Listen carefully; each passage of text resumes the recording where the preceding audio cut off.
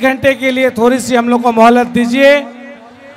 आज हमारे बीच शेरे हिंदुस्तान, हर दिलों की धड़कन, हमारे बीच बैरिस्टर असदुद्दीन ओवैसी साहब, उनका तालियों के साथ हम चाहेंगे कि उनका स्वागत करें, जोरदार तालियों के साथ। उनके साथ साथ हमारे प्रदेश अध्यक्ष अख्तरुल ईमान साहब, उनका भी स्वागत आप जोरदार तालियों से करें। हमारे बड़े भाई वारिस पठान साहब, हमारे बड़े भाई आदिल हसन साहब, उनका भी जोरदार तालियों से स्वागत करें। और उपस्थित हमारे बहुत सारे साथी हैं, एक लंबी फहरिस्त है, मैं नाम नहीं ले पा रहा हूं। भाई रंजीत साहब, मुर्शीद साहब और जो लोग भी हैं, और हमारे बलरामपुर विधानसभा, कदवा विधानसभा और प्राणपुर विधानसभा से आए हुए सभी जनता, आप सबका बहुत बहुत शुक्रिया, आप सबका यहाँ पे स्वागत। आज का न्याय यात्रा में आए हुए इस बात के लिए आए हैं कि कहां किस विधानसभा में लोगों की क्या चाहत है, तो आप अपनी चाहत को इस तरह ना बयां करें कि किसी के दिल में दुख पैदा हो जाए। हम आप सबसे अपील करते हैं शांति से मोहब्बत का पैगाम दें, आपकी जो मोहब्बत है उस मोहब्बत को इजहार करें, इस तरह का माहौल ना बनाएं। आपसे गुजारिश है कि आने वाला समय में चुनाव है, चुनाव में दो तरह की लड़ाई है। एक लड़ाई जो हमारे 70 साल से हम लोगों को बेवकूफ बनाकर वोट लेने का काम किया, और जब भी वक्त पड़ा, जो अगर हमें कहीं जरूरत पड़ी, कोई हमारे साथ खड़ा नहीं हुआ। हमारे साथ अगर खड़ा हुआ तो शेरे हिंदुस्तान असदुद्दीन ओवैसी साहब खड़ा हुए। इसलिए आप सबसे अपील करते हैं कि उनके हाथ को मजबूत करें। ये लोकतांत्रिक देश है, आप जितने भी number of MLAs, number of MPs बढ़ाएंगे, उनकी हाथ उतनी ही मजबूत होगी, उतनी ही लड़ाई मजबूत होगी। क्या आप सब लोग उनकी हाथ मजबूत करने के लिए तैयार हैं? गवाही दीजिए, तैयार हैं? उसके साथ साथ ये कहना चाहते हैं कि सीमांचल में हमारे साथ जो नाइंसाफी हुई है, जो सीमांचल में जो नाइंसाफी हुई है, उसका बदला कैसे लिया जाए। उसका बदला इस तरह लिया जाए कि हम सीमांचल से कम इतना सीट जिताकर भेजें, ताकि हमारे सीट के बिना सरकार नहीं बने।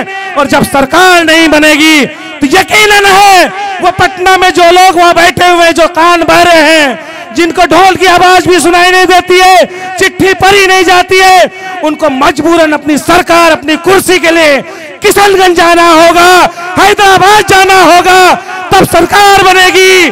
जब सरकार बनेगी, हमारे बिना नहीं बनेगी अगर, तो इंसाफ होगा, टेबल पे बात होगी। जो 70 साल से हमारे साथ जो नाइंसाफी आप सब ने किया है, उसका हिसाब करें। जो हमारे साथ जो स्वास्थ्य को लेकर के यहाँ एक हॉस्पिटल अच्छी नहीं है, शिक्षा के लिए कोई यहाँ स्कूल अच्छी नहीं है, यहाँ पे व्यवस्थाएं गलत हैं, घुसखोरी चरम सीमा पर है। अगर ये ठीक करेंगे तो हमारा जो एमएलए से आपके साथ रह के सरकार बनाएगी। हमारी जो डिमांड है इसको अगर पूरी करेंगे, सीमांचल के लिए स्पेशल पैकेज देंगे, तो हमारे एमएलए आपको साथ देकर आपकी सरकार बनाएंगी, तब हम साथ देंगे, हमारा हक पूरा होगा। इसके लिए आप सबको एकजुट होकर के यहाँ कम से कम 10 से 15 सीट देने के लिए, उसमें से एक सीट बलरामपुर की भी सीट शामिल होनी चाहिए, है ना? है तैयार? गवाही देते हैं, झूठ नहीं बोलनी है। अब उसके साथ साथ जब बिहार की लड़ाई लड़ रहे हैं, सीमांचल की लड़ाई लड़ रहे हैं, ये बलरामपुर की भी लड़ाई पिछले 25 साल से लड़ी जा रही है। जो हमारे विधायक हैं, जो गरीबों के नाम पे, जो बासगित पर्चा के नाम पे, आवाज सुनी, बासगित पर्चा के नाम पे,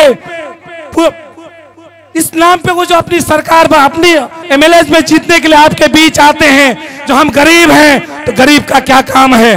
गरीब का काम है जो राशन कार्ड फ्री में बन रहा है कि नहीं बन रहा है, अनुमंडल में और ब्लॉक में। विधायक जी, आपके कानों तक बात नहीं पहुंचती है कि आपके 2 प्रखंड है, दोनों प्रखंड में राशन कार्ड फ्री में नहीं बनती है। आप बताइए विधायक जी, आपने कहा गरीब के लिए काम करते हैं, आपने बताया एक भी बाज की पर्चा आपने फ्री में दिलवाया? किसी को नहीं दिलवाया।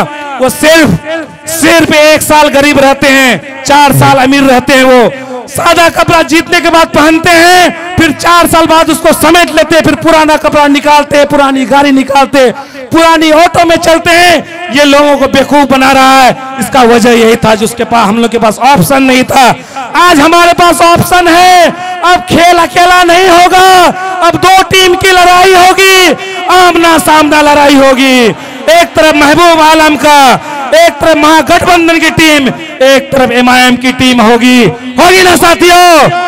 90 मिनट का खेल होगा और 90 मिनट में गोल अकेले नहीं दे सकता है वो। इस बार गोल देने के लिए बॉल छीननी पड़ेगी और एमआईएम की टीम इतनी मजबूत है साथियों, मजबूत है ना, इतनी मजबूत है कि 90 मिनट का फुटबॉल का मैच 15 मिनट नहीं टिक पाएगा। वो 15 मिनट।